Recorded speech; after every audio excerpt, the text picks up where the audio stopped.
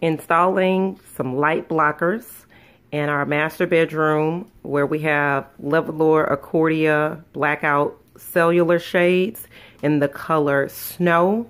We still have light coming through the sides, so we can't sleep even with the white blackout drapes. So we're installing our Blinds.com light blockers. This is the larger one. I believe it's about 1.5 inches wide.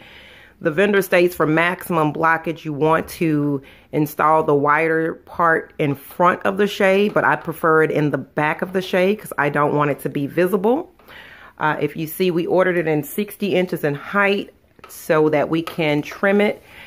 Harold already has a little cut where he's going to trim it to fit inside of our window frame because our window is about 58 inches in height. And it's easy to be cut with scissors. So he's going to show you how it's cut.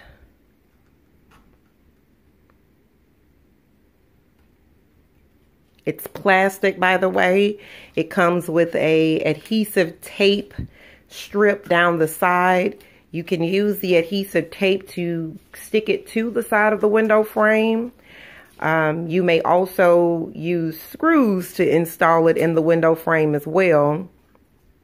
We prefer that you use flat screws because it will not strip the plastic.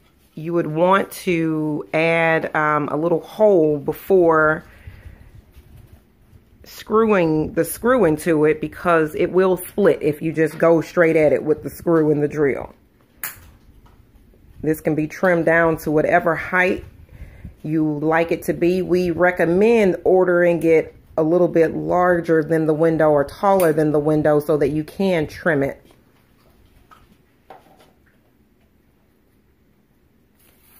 The adhesive tape peels off simple like that.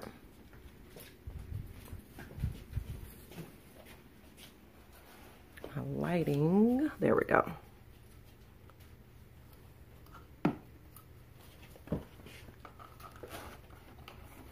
Come on, lighter.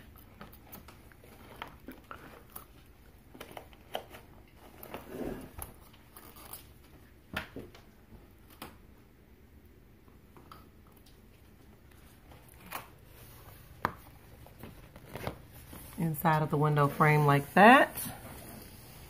Come on down.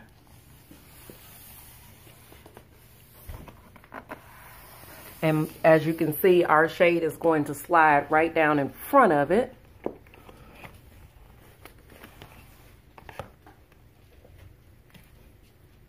And voila, complete darkness.